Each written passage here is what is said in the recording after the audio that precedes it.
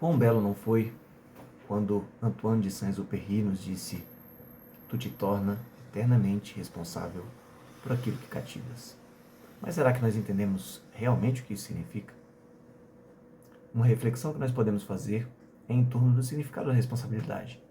E se nós devemos, de fato, ser responsáveis por aquilo que nós cativamos. Para pensarmos no que é cativar e no que é responsabilidade, temos que retornar à filosofia do conhecimento e à teoria de como a realidade é percebida e compreendida por nós. Javier Zubiri, célebre filósofo espanhol, explicava que nós percebemos a realidade através de 3 etapas, onde a primeira, a afecção, é o momento em que a realidade nos afeta, nos atinge, nós sofremos ela através de seus estímulos por meio do nosso corpo. Mas quando esses estímulos chegam a nós sofremos uma modificação nas nossas disposições interiores. Ele chamou isso de modificação tônica, que conduz a um terceiro momento, que é o momento de resposta. A forma como somos afetados é justamente o que define a realidade e o que define a nós, como humanos, capazes de utilizar a nossa capacidade fundamental, a inteligência. Através da inteligência, nós podemos, no dizer do filósofo, hiperformalizar aquilo que nos suscita os estímulos, as sensações, as percepções. E essa hiperformalização nada mais é do que a nossa capacidade de interpretar e compreender essas sensações de múltiplas, de infinitas maneiras. Os animais possuem somente o instinto. Nós, além das disposições instintivas, podemos também interpretar as sensações, as percepções e reagir a elas de diferentes maneiras. Javier Zubiri dizia que a realidade dá de si mesmo a nós. Ela se apresenta em algum nível.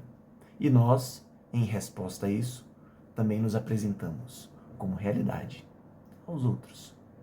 Se nós nos apresentamos como realidade aos outros, devemos nos perguntar o quanto nós, em nossos comportamentos, estamos também afetando aqueles que nos cercam.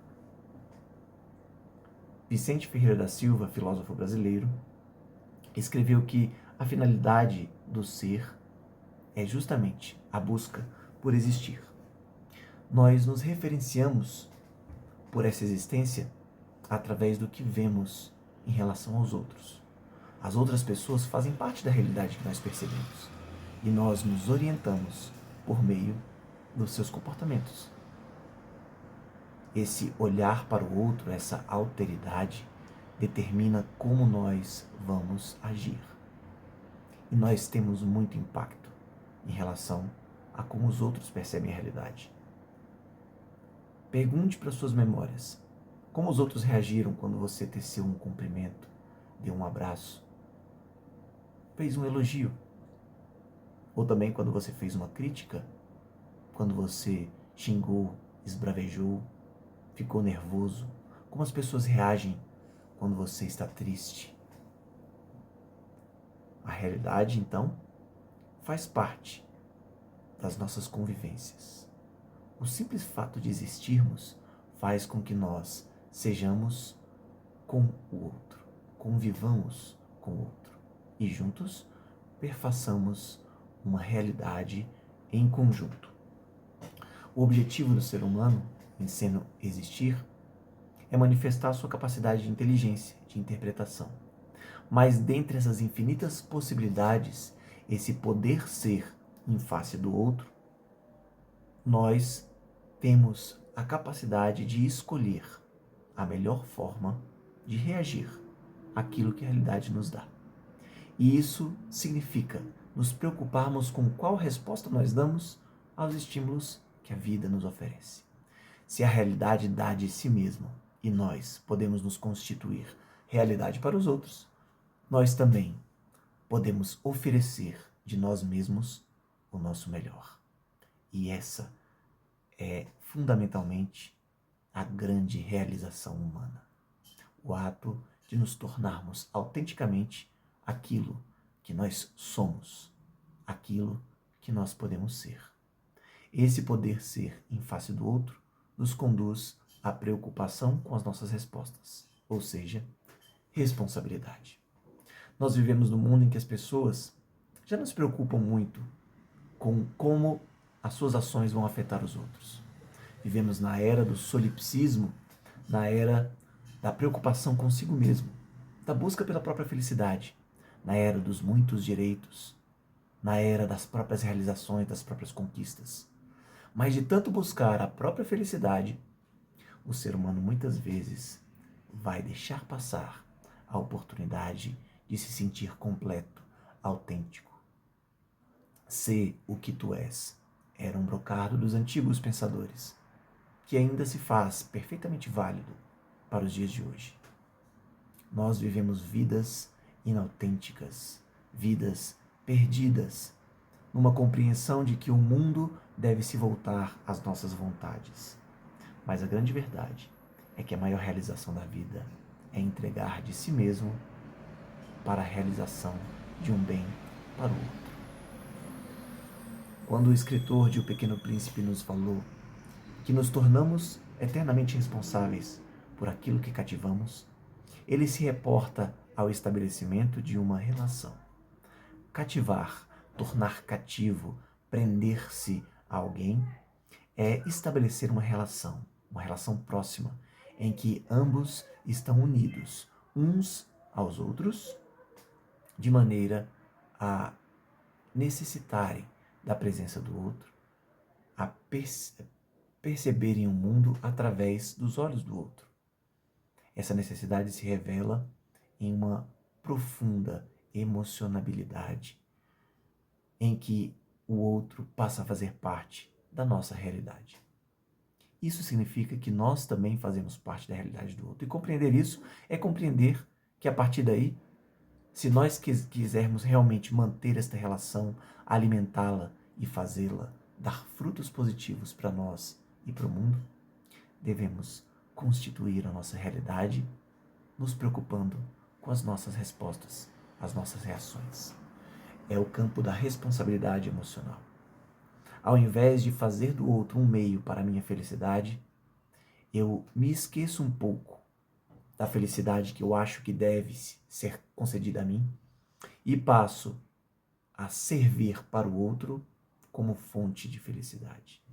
Isso não significa negar-se a si mesmo, aos seus desejos, às suas próprias necessidades, mas observar primeiro a necessidade do outro e, a partir daí, fazer com que o outro perceba a sua necessidade de observar a responsabilidade em face de outros que também o cercam.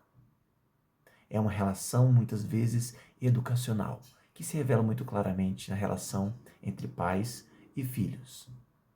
A grande realização, o grande conquistar de um sentido profundo de vida para quem está na parentalidade, na função de pai ou de mãe, é fazer com que o seu filho cresça e se torne uma pessoa mais completa, mais plena, que alcance a sua felicidade na medida em que as suas determinações humanas se tornem mais completas, mais plenas. Isso se reveste da característica das relações típicas entre mestre e discípulo. A grande realização do mestre é fazer com que o discípulo se torne melhor do que ele mesmo foi. E ser melhor significa necessariamente ser também melhor para os outros.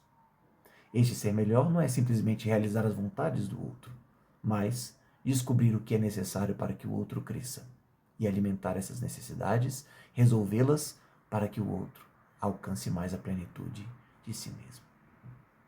Encontrar a chave da felicidade da vida não é a busca pela satisfação de seus próprios desejos, mas encontrar o sentido na realização e no alimento profundo da espiritualidade em nossas relações humanas todos os dias.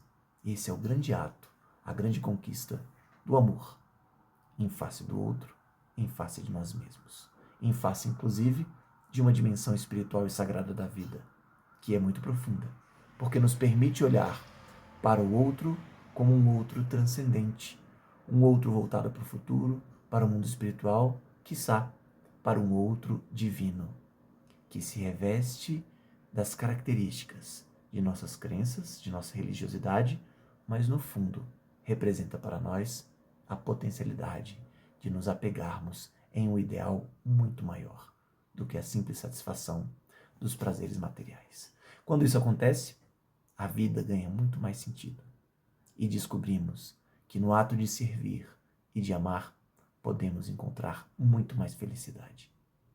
Como diria o grande poeta brasileiro Olavo Bilac: ora direis, ouvir estrelas, certo, perdeste o senso. E eu vos direi, no entanto, que para ouvi-la muita vez desperto, e abro a janela pálido de espanto, e conversamos toda a noite enquanto a Via Láctea com um palho aberto cintila. E ao vir do sol, saudoso em pranto, indas procuro pelo céu deserto. Direis agora, tresloucado amigo, que conversas com elas? Que sentido tem o que dizem quando estão contigo? E eu vos direi, amai para entendê-las, porque só quem ama pode ter ouvido capaz de ouvir e entender estrelas.